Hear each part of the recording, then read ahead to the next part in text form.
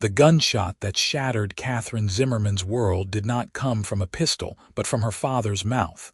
3 words spoken cold as winter steel. "Get off my land." She stood in the parlor of the grand ranch house she had called home for 22 years, her hands still trembling from what she had just witnessed, what she had just dared to speak aloud, and watched her father's face turn to stone.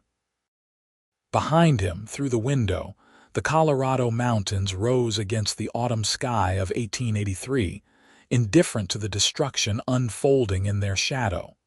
"Papa, please," Katherine whispered, her voice breaking. "I only told the truth.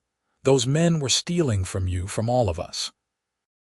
I saw Marshal Dawson taking money from the rustlers, letting them drive off our cattle in exchange for a cut. How could I stay silent?" Samuel Zimmerman's jaw worked, his weathered face flushing red beneath his gray beard. "You made me look like a fool in front of the whole town. Standing up in the general store, accusing the marshal in front of everyone. Do you know what you have done? Do you have any idea the position you have put this family in?" "I put us in a position of honesty," Katherine said, straightening her spine despite the fear coursing through her. She had inherited her father's stubborn streak, though she had never imagined it would be the thing to tear them apart. "Marshal Dawson is corrupt. He has been protecting the rustlers for months. Someone had to say something. That someone did not need to be my daughter." Samuel's voice dropped to a dangerous quiet. That someone did not need to be a woman who should have known her place, should have understood that there are ways to handle these matters without causing a public spectacle. Katherine felt something crack inside her chest. "My place." "Papa, you raised me to know right from wrong. You taught me to value truth above all else. I taught you to obey your father." Samuel turned away from her, his shoulders rigid. "I taught you to protect this family, not destroy its reputation. Marshal Dawson came to see me this afternoon. He has made it clear that if you do not recant your accusations, if you do not publicly apologize, there will be consequences. He will see to it that every business in Palisade refuses to deal with us. He will make sure we cannot sell our cattle, cannot buy supplies, cannot operate." "So you would rather bow to a corrupt lawman than stand by the truth?" Katherine could not keep the disappointment from her voice. Samuel whirled on her, his eyes blazing. "I would rather keep this ranch running, keep food on the table, keep a roof over our heads." "Your mother would have understood that. Your mother would have known better than to speak out of turn." The mention of her mother, dead these past 5 years, sent a spike of pain through Katherine's heart. "Mama would have been ashamed to see you cave to threats." The slap came so fast Katherine barely saw it coming. Her father's palm connected with her cheek, snapping her head to the side. In 22 years, he had never raised a hand to her. The shock of it froze them both. "Pack your things," Samuel said, his voice hollow now, the anger burned out to leave only cold ash. "You have until sunrise. After that, you are no longer welcome on this property. You are no longer my daughter." Katherine pressed a hand to her stinging cheek, tasting blood where her teeth had cut the inside of her mouth. "Papa, I have no daughter who would destroy everything I have built." Samuel walked to his desk, pulled out a small leather pouch and threw it on the floor at her feet. It landed with the heavy clink of coins. "That is all you will get from me. Consider it charity because I am not so heartless as to send you into the world with nothing. But after tonight, we are strangers. Do you understand me?" Katherine looked at the pouch, at the money meant to absolve her father's conscience, and felt something harden in her chest. She bent slowly, picked up the leather bag, and met her father's eyes one last time. "I understand that speaking the truth cost me my family. But I would rather sleep honest and alone than warm and compromised." She turned and walked up the stairs to her room, her footsteps echoing in the suddenly cavernous house. Behind her, she heard her father pour a drink, heard the clink of glass on glass. She did not look back. In her small bedroom, Katherine moved like a woman in a dream. She pulled her mother's old carpet bag from the closet and began to pack. 2 dresses, one for wearing and one for washing. Undergarments. Her mother's Bible. A photograph of her parents on their wedding day. Her father young and smiling, so different from the stranger downstairs. She added her warmest shawl, a pair of sturdy boots, and the small sewing kit her mother had given her on her 16th birthday. As she packed, she heard footsteps on the stairs. Her younger brother Marcus appeared in the doorway, his 15-year-old face stricken. "Katie, you cannot really be leaving." "I have no choice." Katherine folded her nightgown with shaking hands. "Papa has made his decision." "But where will you go? What will you do?" Marcus stepped into the room, his voice dropping to a whisper. "I heard what you said about the marshal. I believe you. I have seen him talking to those men too, the ones with the brands that did not match." Katherine's heart squeezed. "Then you know I could not stay silent." "I know." Marcus grabbed her hand. "But Katie, Papa is scared. The marshal threatened him. He said if you did not take it back, he would make sure charges were brought against you, false charges. He said he would see you hang for horse theft or something equally terrible. Papa is trying to protect you by sending you away. He has a strange way of showing protection." Katherine closed the carpet bag. "Marcus, I need you to promise me something. I need you to keep your eyes and ears open. If you see anything else, any more proof of the marshal's corruption, write it down. Keep a record. Someday, someone will have to stand against him and they will need evidence." Marcus nodded, tears streaming down his young face. "I promise. And Katie, I will pray for you every night. I will pray you find somewhere safe, somewhere good." They embraced, and Katherine allowed herself a moment to cry into her brother's shoulder before pulling away. "Take care of Papa. He is going to need you." The night passed in a blur of sleeplessness and sorrow. Katherine lay in her bed for the last time, watching shadows move across her ceiling, listening to the familiar sounds of the ranch settling around her. The creak of wood, the distant lowing of cattle, the whisper of wind through the cottonwoods. All the sounds of home, soon to be lost to her forever. When the first gray light of dawn touched her window, Katherine rose, dressed in her traveling clothes, and carried her bag downstairs. The house was silent.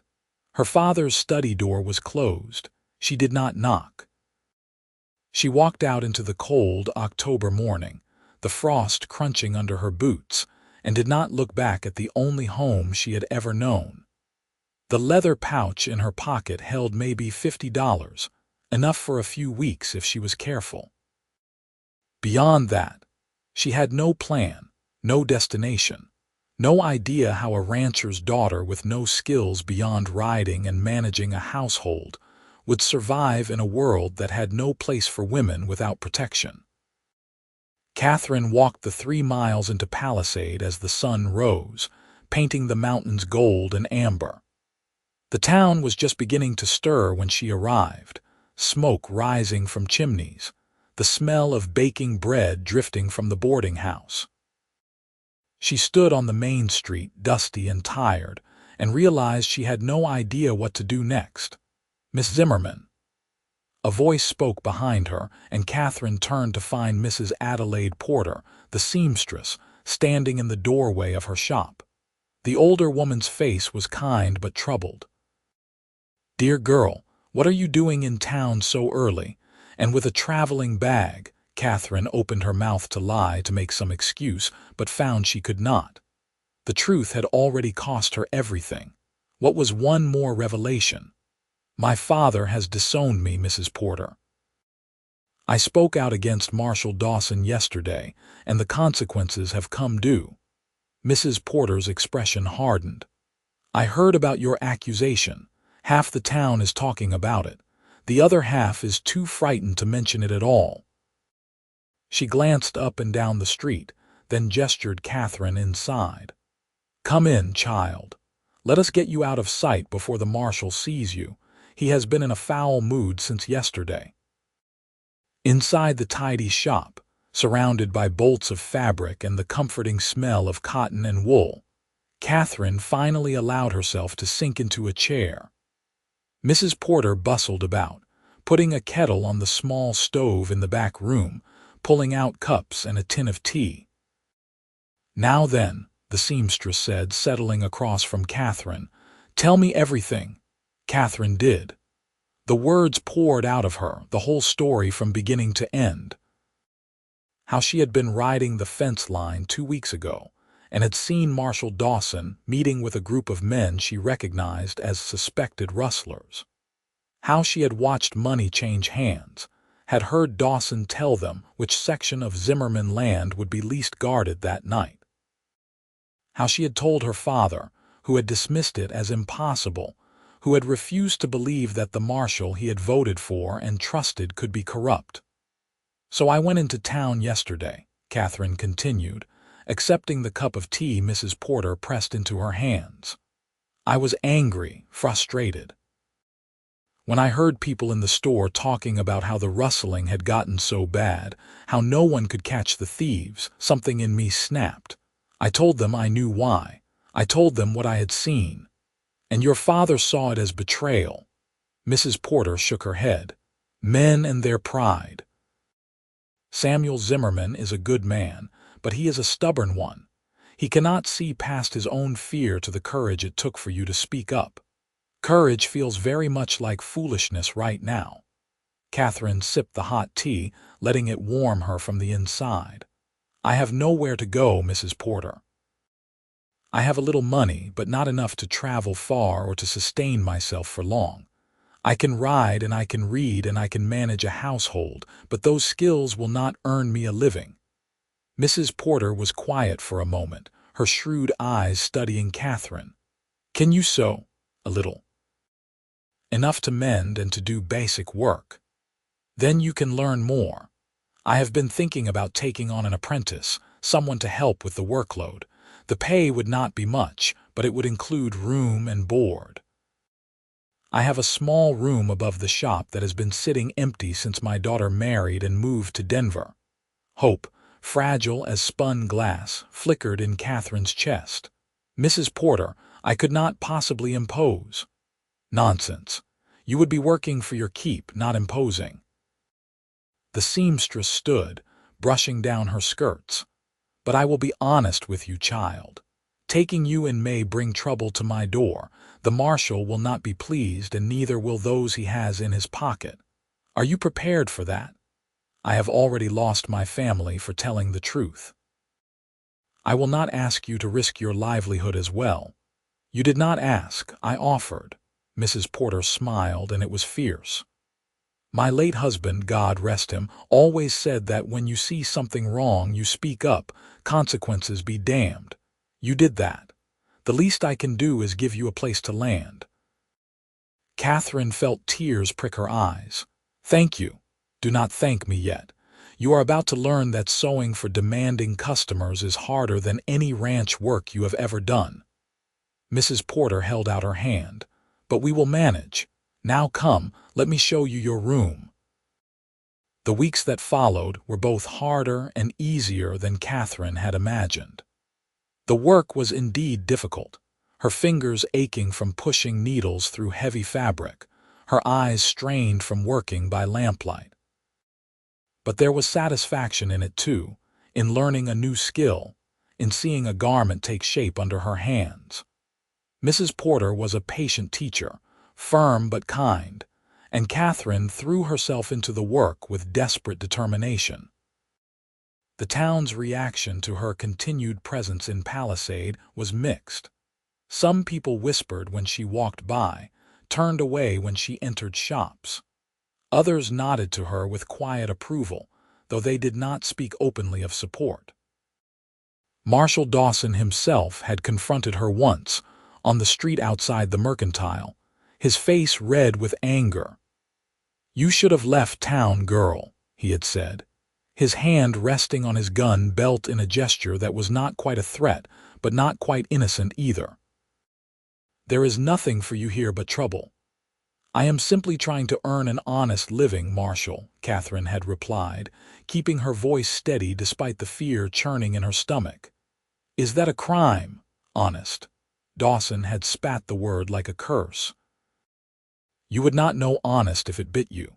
Spreading lies about a lawman, turning a town against its protector. You are lucky I do not run you in for slander.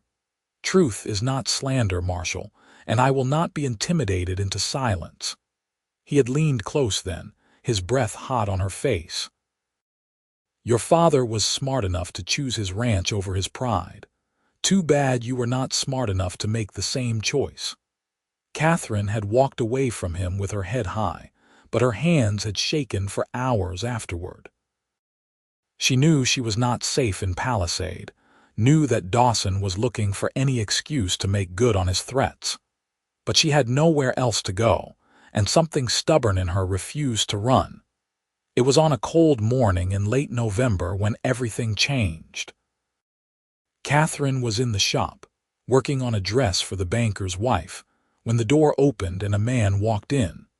She looked up and felt her breath catch. He was tall and lean, with dark hair that curled slightly at his collar and eyes the color of the Colorado sky at dusk. He wore a battered hat, a faded blue shirt, and a gun belt that sat easy on his hips. There was dust on his boots and a weariness in his face that spoke of long miles traveled. "Madam," he said, nodding to Mrs. Porter, "I am looking for someone who can mend a torn jacket. Would you be able to help?" "Of course." Mrs. Porter stood, gesturing to Katherine. "My apprentice here can assist you. Katherine, this is Ethan Zeller," the man said, extending a hand to Katherine. When their fingers touched, she felt a jolt like electricity run through her. His hand was warm and calloused, the grip firm but gentle. "I am just passing through, working as a ranch hand wherever I can find employment." "Katherine Zimmerman," she managed, her voice sounding strange to her own ears. "Let me see the jacket." Ethan shrugged out of the heavy canvas coat, revealing a long tear in the sleeve. "Got caught on some barbed wire a few days back. I tried to stitch it myself, but I am afraid my needlework is not much to speak of." Katherine examined the jacket, noting the clumsy, uneven stitches he had attempted. Something about them, about the earnest effort, made her smile. "I can fix this. It will take a few hours. Can you come back this afternoon?" "I can." Ethan settled his hat back on his head. "Much obliged, Miss Zimmerman." After he left, Mrs. Porter raised an eyebrow at Katherine. "Well now." "That was interesting." "What was interesting?" Katherine bent over the jacket, trying to ignore the warmth in her cheeks. "The way you two looked at each other, like lightning recognizing a storm. You are being fanciful." But Katherine could not quite dismiss the observation. There had been something in Ethan Zeller's eyes, something that had reached right through her defenses and touched a place she had thought walled off forever. Ethan returned that afternoon, as promised. Katherine had repaired his jacket, reinforcing the tear with careful stitches that would hold against hard wear. When she handed it back to him, their fingers brushed again, and she felt that same electric current. "This is fine work," Ethan said, examining the repair. "What do I owe you?" "2 bits, Katherine said, though Mrs. Porter usually charged more for such repairs. Ethan counted out the coins, then paused. "Miss Zimmerman, I wonder if I might speak with you for a moment, privately if possible." Katherine glanced at Mrs. Porter, who nodded and retreated to the back room. Once they were alone, Ethan's expression turned serious. "I heard your name before I came in here today," he said quietly. "Heard it connected to some trouble with the local marshal. Heard you accused him of corruption and got disowned by your family for speaking up." Katherine felt her defenses rise. "And what business is that of yours, Mr. Zeller?" "Maybe none. But I have spent the last 3 years riding from town to town, ranch to ranch, looking for someone with the courage to stand up to men like Marshal Dawson, looking for someone willing to tell the truth even when it costs them everything. He met her eyes steadily. I came to Palisade because I got word that rustling was bad here, that someone was protecting the thieves. I came looking for proof. Katherine's heart began to pound. Who are you? Just a cowboy, like I said.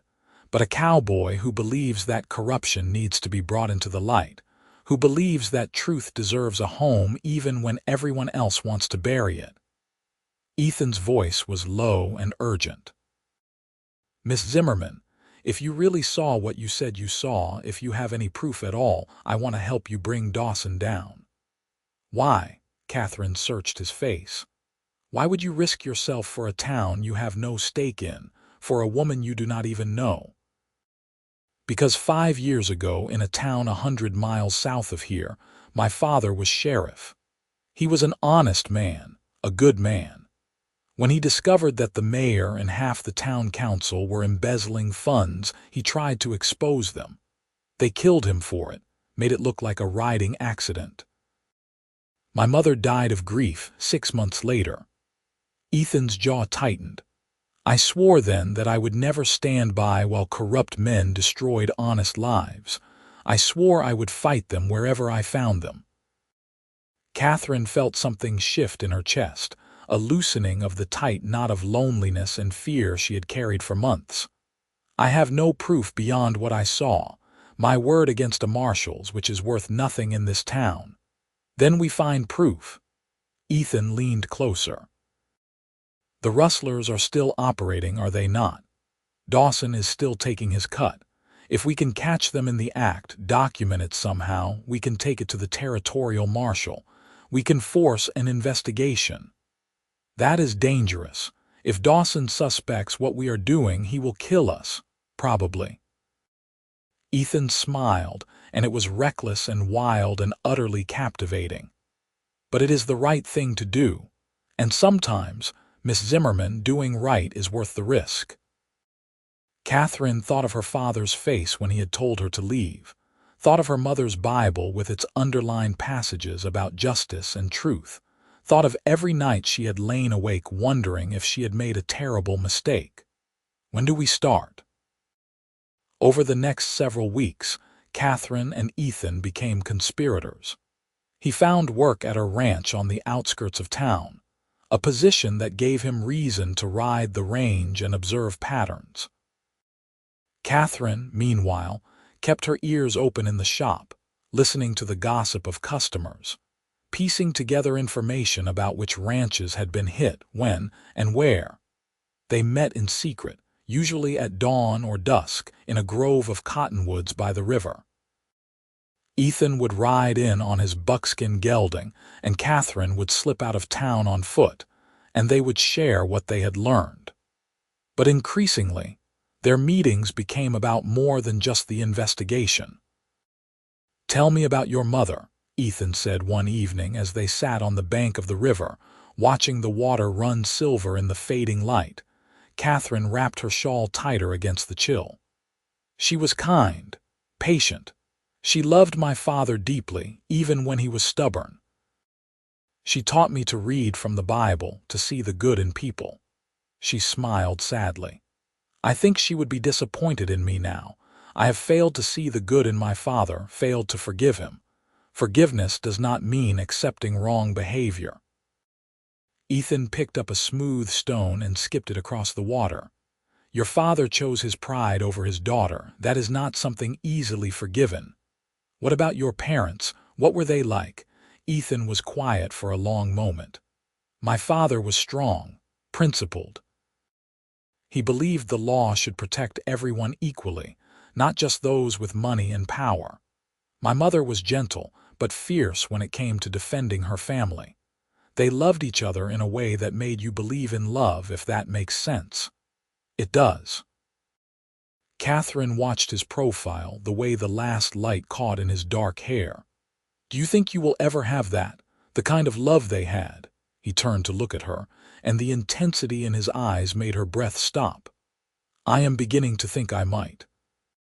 The air between them seemed to thicken, charged with unspoken possibility. Katherine felt her heart racing, felt a longing rise up in her that had nothing to do with justice or revenge and everything to do with the man sitting beside her. "Katherine," Ethan said softly, reaching for her hand. "I know this is not the right time. I know we are in the middle of something dangerous and complicated. But I need you to know that what started as a mission has become something else for me. You have become something else for me. Ethan." His name was a whisper on her lips. "You are the bravest person I have ever met. You stood up when everyone else was too afraid. You lost everything and you still did not back down. And somewhere in all of this I fell in love with you." Katherine felt tears prick her eyes. "I have nothing to offer you. No family, no home, no prospects. I am a disowned daughter working as a seamstress apprentice. You have yourself, your courage, your integrity, your heart. That is everything, Katherine. That is more than I ever dreamed of finding." Ethan lifted her hand to his lips, pressed a kiss to her knuckles. "I am not asking you to feel the same way, I just needed you to know." "But I do," Katherine said, the words breaking free like water through a dam. "I do feel the same way. Ethan, you have given me hope when I thought I had none left. You have made me believe that speaking the truth was not a mistake, that losing my family might somehow lead me to something better. I love you." He kissed her then, soft and careful, as if she were something precious that might break. Katherine leaned into him, felt his arms come around her, and for the first time since that terrible morning when her father had disowned her, she felt like she had come home. When they finally pulled apart, both breathing hard, Ethan rested his forehead against hers. "When this is over, when we have brought Dawson to justice and you are safe, I am going to marry you, Katherine Zimmerman, if you will have me." "Yes," she said, laughing through tears. "Yes, I will have you." But the danger was far from over. As December arrived and brought the first serious snows, Ethan finally pieced together the pattern they had been looking for. The rustlers always struck 3 days after the full moon, always hit ranches on the northern edge of the valley, always drove the stolen cattle east toward the territorial border. And Marshal Dawson was always conveniently patrolling the southern section of town when the thefts occurred. "They are planning another raid," Ethan told Katherine during one of their secret meetings. "Tomorrow night. I overheard 2 of Dawson's deputies talking at the saloon. They are going to hit the Morrison Ranch." "Then we need to be there," Katherine said. "We need to catch them in the act." "It is too dangerous for you to come. Ethan, I am already in danger just by being associated with you. If we are going to do this, we do it together." He looked at her for a long moment, then nodded. "Together, then." "But Katherine, if anything goes wrong, if it looks like we are going to be caught, I need you to promise me you will run. Get to the territorial marshal in Denver, tell him everything. Do not try to save me. I will promise no such thing." Katherine took his face in her hands. "We are partners, Ethan. In this and in everything. I will not leave you behind." The next night they rode out together under a sky thick with clouds that hid the moon. Ethan had borrowed a camera from a traveling photographer who owed him a favor, one of the new models that could capture images even in low light. It was a long shot, but if they could get a photograph of Dawson with the rustlers, it would be evidence that could not be denied. They positioned themselves in a copse of trees overlooking the Morrison pasture, hidden from view but with a clear line of sight. The wait was cold and tense, minutes crawling by like hours. Katherine's fingers were numb inside her gloves, her breath misting in the frigid air.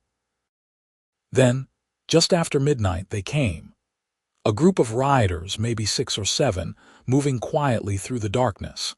They cut the fence with practiced ease and began herding cattle toward the gap.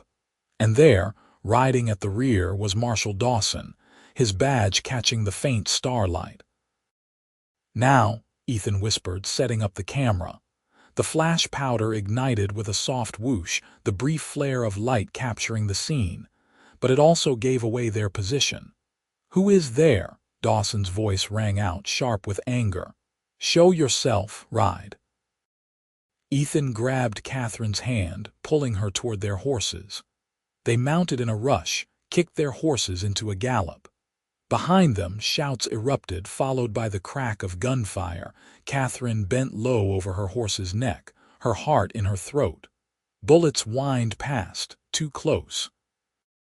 Beside her, Ethan urged his gelding faster, the camera bag bouncing against his saddle. They crashed through underbrush, jumped a narrow creek, the sounds of pursuit loud behind them. "Head for town," Ethan shouted. "The church! We can hold them off there." They thundered down the main street of Palisade, the horses' hooves echoing off the wooden buildings. Lights flickered on in windows as people woke to the commotion. Katherine and Ethan reached the church, a solid stone building at the end of the street, and tumbled from their saddles. Inside, Ethan slammed the heavy door behind them, dropped the bar across it. The church was dark and cold, moonlight filtering through stained glass windows. Outside, Dawson and his men surrounded the building. "Come out, Zeller," the marshal shouted. "You and that lying girl, come out and face justice." "Your justice," Ethan called back. "The kind that protects rustlers and threatens innocent women.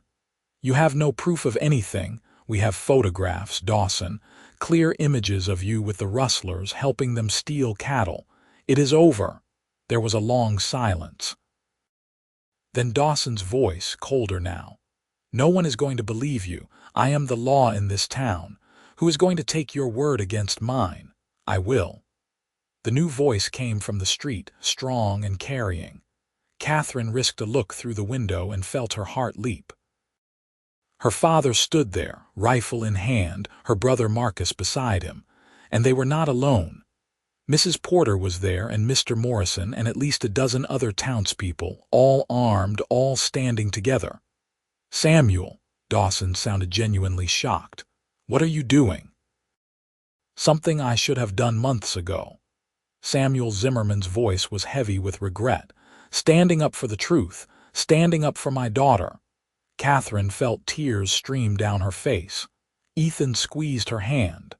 "My daughter risked everything to expose your corruption," Samuel continued. "And God forgive me, I threw her out for it. I chose fear over family, pride over principle. But no more, Dawson, no more. You are all making a mistake." Dawson's voice was losing its confidence. "Put down your weapons and go home. This does not concern you. It concerns all of us, Mrs. Porter said firmly. "You have been stealing from this town, corrupting the law, threatening good people. It ends tonight." The standoff lasted only a few more minutes before Dawson and his men, seeing themselves outnumbered and outgunned, surrendered. Ethan and Katherine emerged from the church to find the corrupt marshal in chains, and Katherine's father standing at the edge of the crowd, his face wet with tears. "Katie," Samuel said brokenly. "Katie, I am so sorry."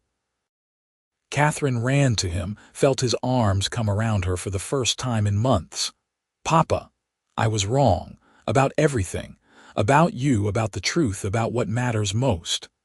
Samuel held her tight, his voice shaking. "Can you forgive a stubborn old fool always?" Katherine whispered. "I love you, Papa." When they finally pulled apart, Samuel looked past his daughter to where Ethan stood watching. "You, Cowboy, come here."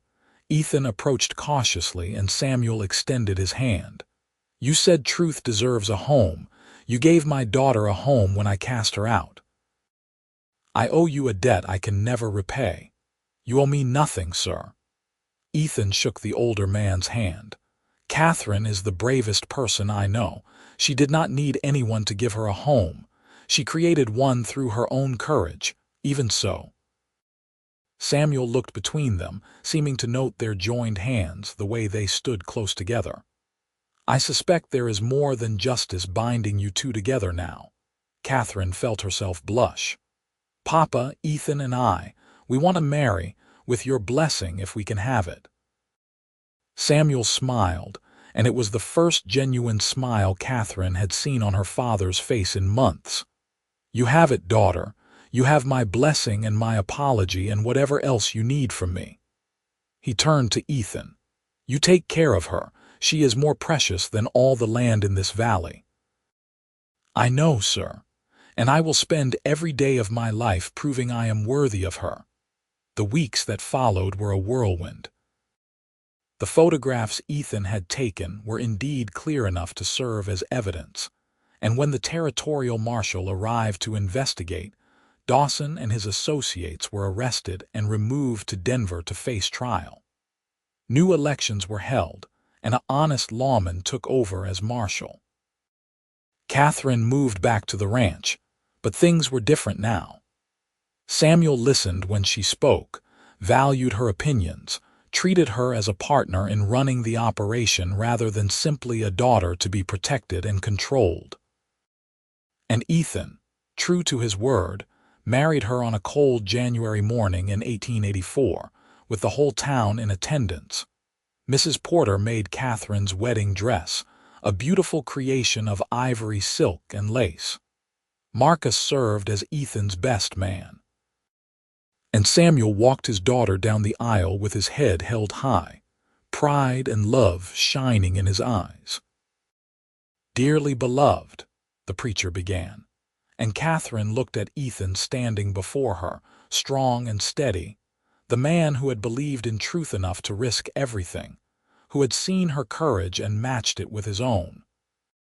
I love you, she whispered, as Ethan slipped a simple gold band on her finger. I love you, he whispered back. Today and every day after. They kissed to the sound of applause, and Katherine felt her heart swell with a joy so intense it hurt. She had lost her home and found it again, had been cast out and welcomed back, had spoken a truth that cost her everything and gained something far more valuable in return. Ethan became a partner in the Zimmerman ranch, and under his and Katherine's combined management, it thrived. They built a small house on the eastern section of the property, close enough to the main ranch house to help Samuel but far enough to have privacy. It was a simple place, but it was theirs, and Katherine loved every inch of it. Their first child, a son they named James Samuel after both their fathers, was born on a warm September evening in 1885. Samuel held his grandson with tears streaming down his weathered face and whispered apologies to the tiny baby for all the mistakes he had made, all the lessons he had learned too late. You are a good grandfather, Katherine told him, watching him rock the baby with surprising gentleness. And you were a good father, Papa. We all make mistakes. What matters is that we learn from them. You are wiser than I ever was, Samuel said. This boy is lucky to have you for a mother. Marcus, now 17, was a devoted uncle, teaching little James to ride almost before the boy could walk. And when Katherine's second child arrived 2 years later, a daughter they named Adelaide Rose after Mrs. Porter and Katherine's mother, Marcus was just as smitten.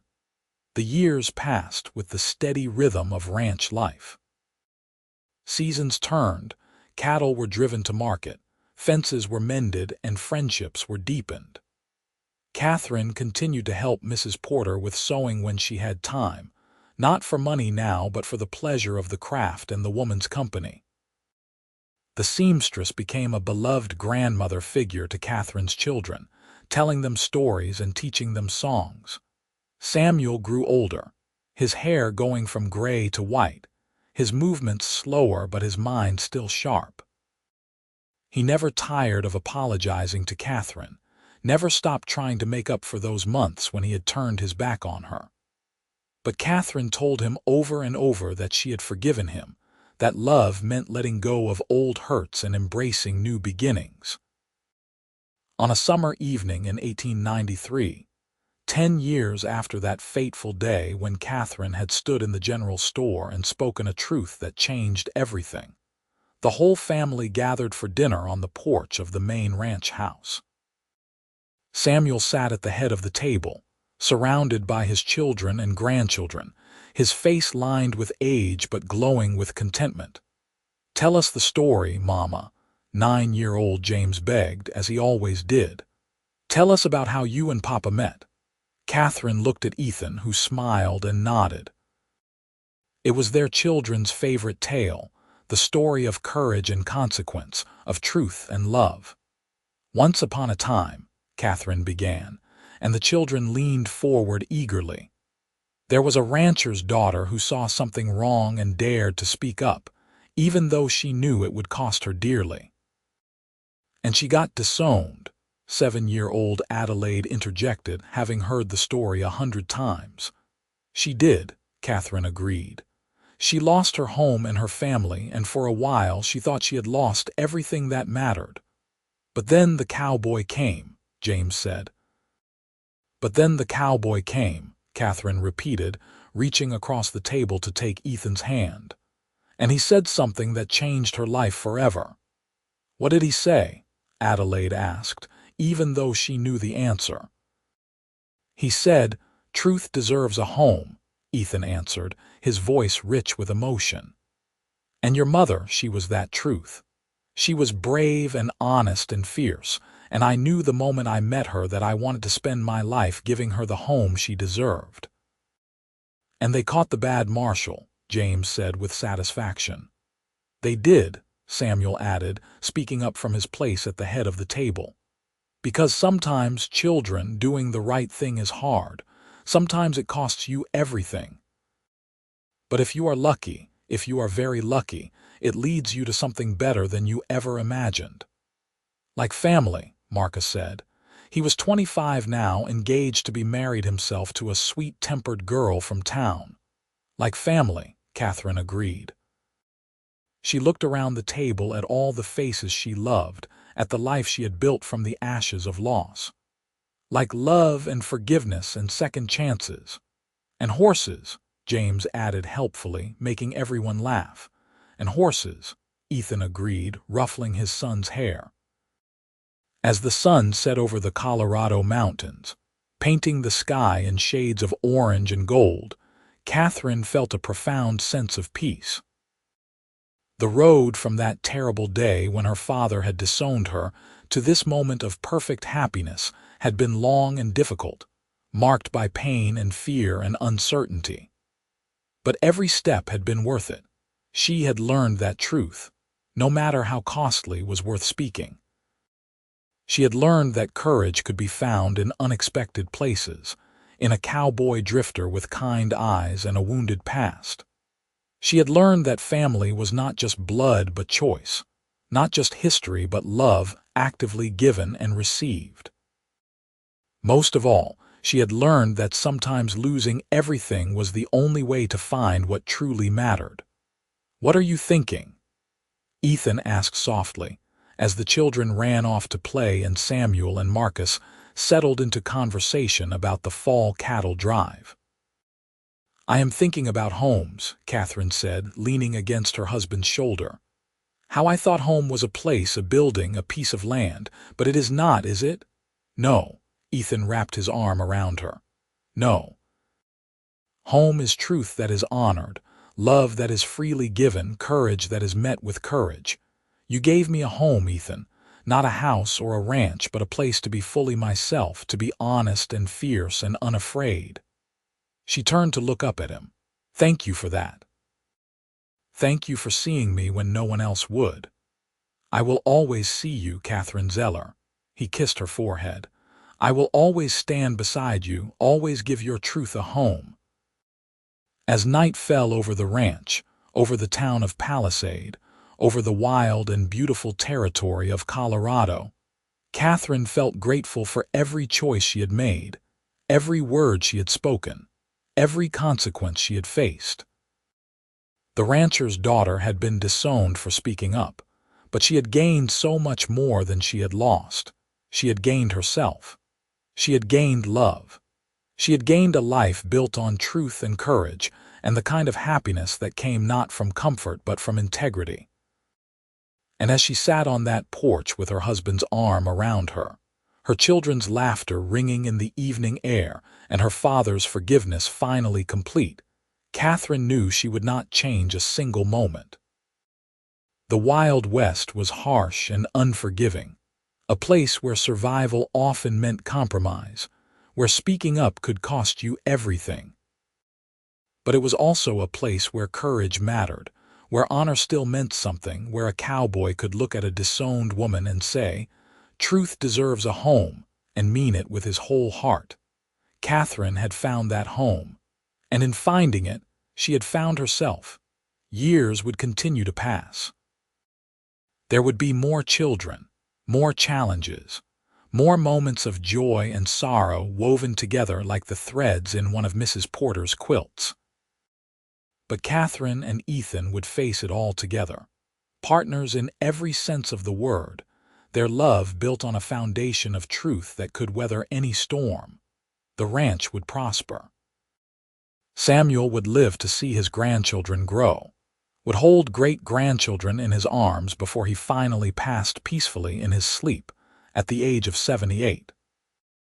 Marcus would take over management of the Zimmerman spread, with Ethan and Katherine's help, carrying on the family legacy with honor and integrity. The little church where Katherine and Ethan had taken refuge that night, where Dawson's corruption had finally been exposed, would become a place of special meaning for their family. They would attend every Sunday, their children growing up in its pews, learning about truth and justice and the courage to stand up for what was right. Mrs.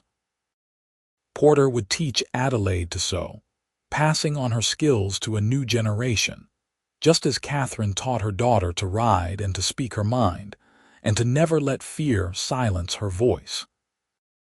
James would grow up to be a rancher like his father and grandfather, but with a reputation for fairness and honesty that made him respected throughout the territory. And sometimes, on quiet evenings when the day's work was done and the children were asleep, Katherine and Ethan would sit on their porch and remember.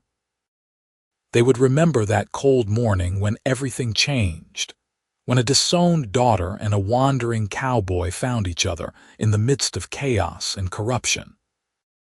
They would remember the fear and the danger, the photograph that brought down a corrupt marshal, the moment when a town finally stood together against injustice. But mostly, they would remember the moment when Ethan had looked at Katherine with those sky-blue eyes and said, "Truth deserves a home." Because that simple statement had been a promise, and it was a promise that had been kept every single day since. Katherine Zimmerman Zeller, the rancher's daughter who had been disowned for speaking up, had indeed found her home.